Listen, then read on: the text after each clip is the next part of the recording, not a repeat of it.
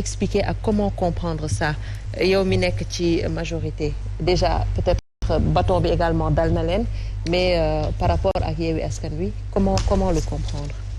waaw nee na Aïcha maa ngi lay gërëm ci question bi parce que dafa am solo te bu ñu fi toogee yaakaar naa ni l'objectif c'est de faire en sorte que sénégalais yi nga xamante ne ñu ngi ñuy seetaan ku ci ne nga mun ci jëlee li nga xamante ne ni moo lay permettre nga asseoir sa conviction.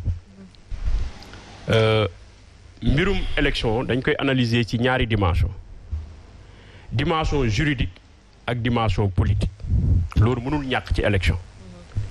Dimension politique bi sax du ma soxal lool parce que question bi dafay ñëw ci dimension juridique bi maanaam élection bu ne yan ñooy les organes habilités pour ñu conduire processus bi.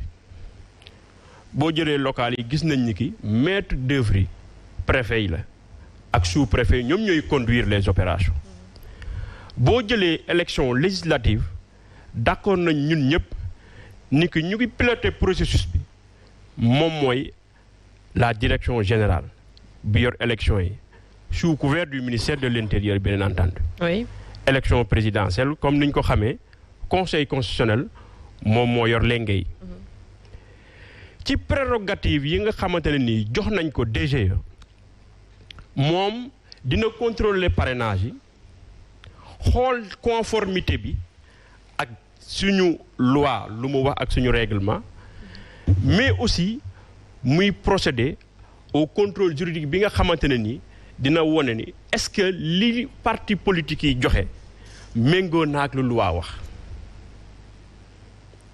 mu am sañ-sañ ci article L 179 bu fekkee jàpp na ni ki liste bu muy contrôler bu muy càmbar am na li nga xamante ne si nii respecté wul disposition yi nga xamante ne sur la plupart mu ngi contenir sur l'article précédent mooy L 178 mu notifier le mandataire de la coalition concernée ni ki votre liste est rejetée sur la base de telle et telle disposition parce que il a l'obligation de motiver sa décision.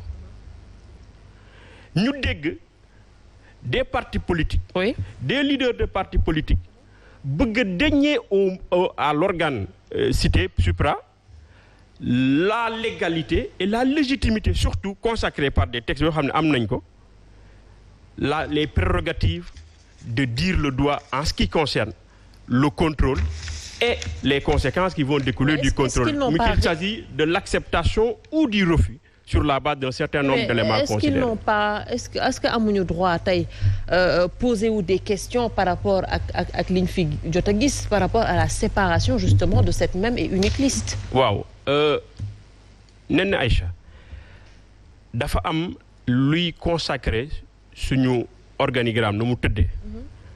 Constitution la bu ñu paree ci loi yi ñëw ainsi de suite par rapport à la pyramide.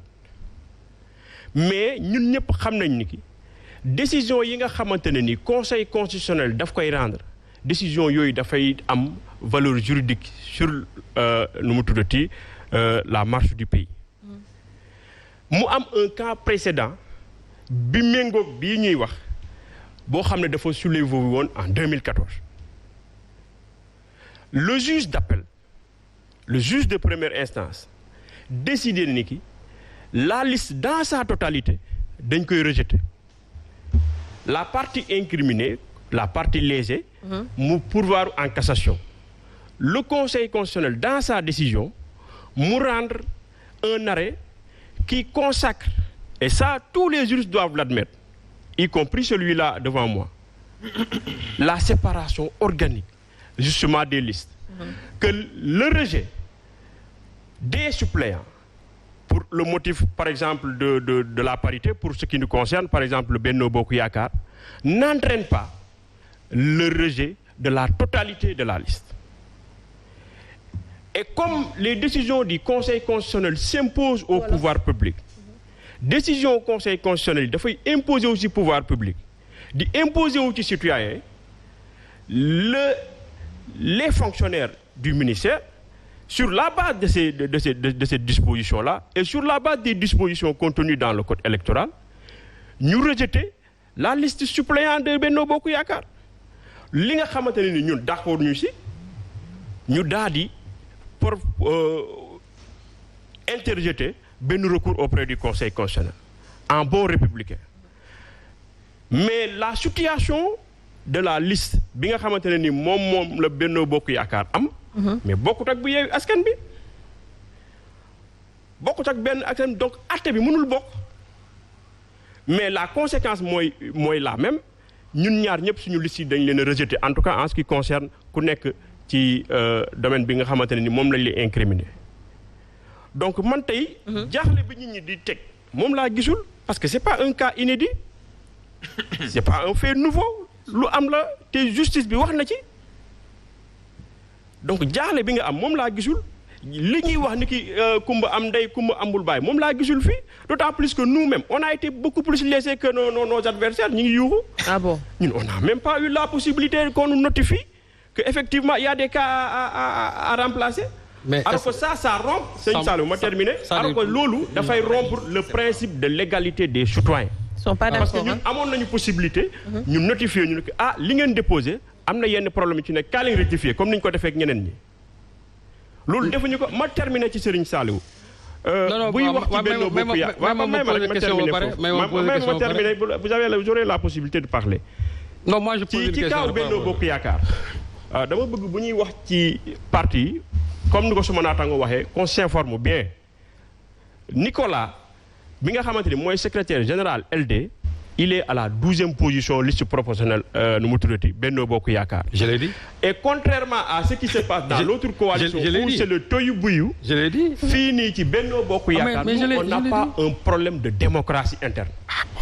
Nous, on n'a pas un problème d'accepter les choix qui ont été faits par le président de la République en concertation avec mais est-ce que vous avez le choix est-ce que vous avez le choix de ne pas accepter est-ce que vous avez le choix tey jii de ne pas accepter ce que le président de la République a décidé sachant que moom moo yor signature tey jii ku nekkul ci liste bi sax di nga xalaat ni que peut-être président de la République am na lu ma dencal leneen.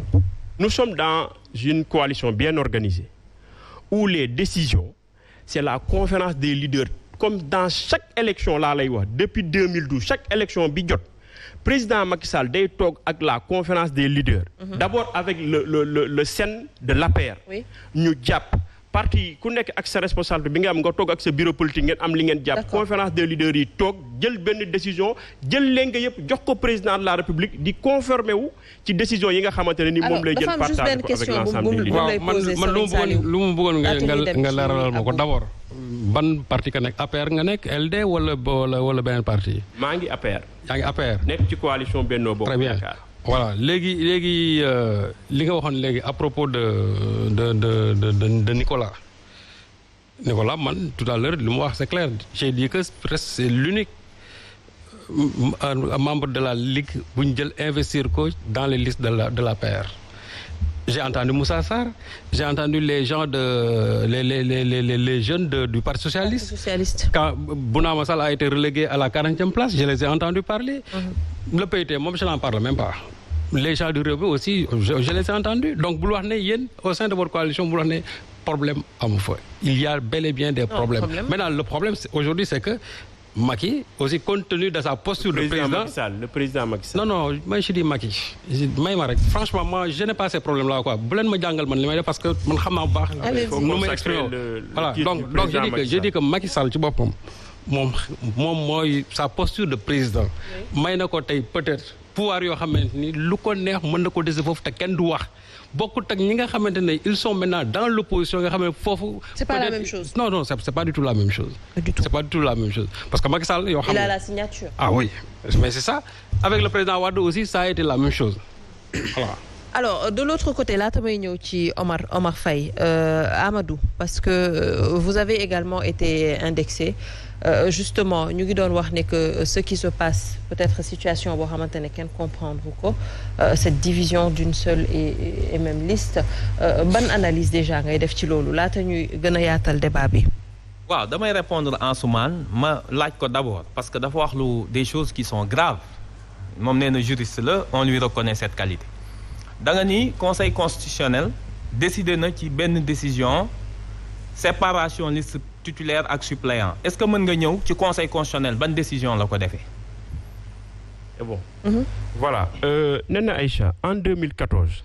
Conseil constitutionnel. C'est ici la décision. Cour suprême wala Conseil constitutionnel. Cour suprême. Très bien. Cour suprême. La chambre administrative. La chambre administrative de la Cour suprême. Sëñ bi dama bëggoon leeral ni c'est pas le Conseil constitutionnel. Ben. Ce qui s'est passé en 2014 et vous êtes vraiment malhonnête vous les juristes de Benno. Quand vous citez le Conseil constitutionnel.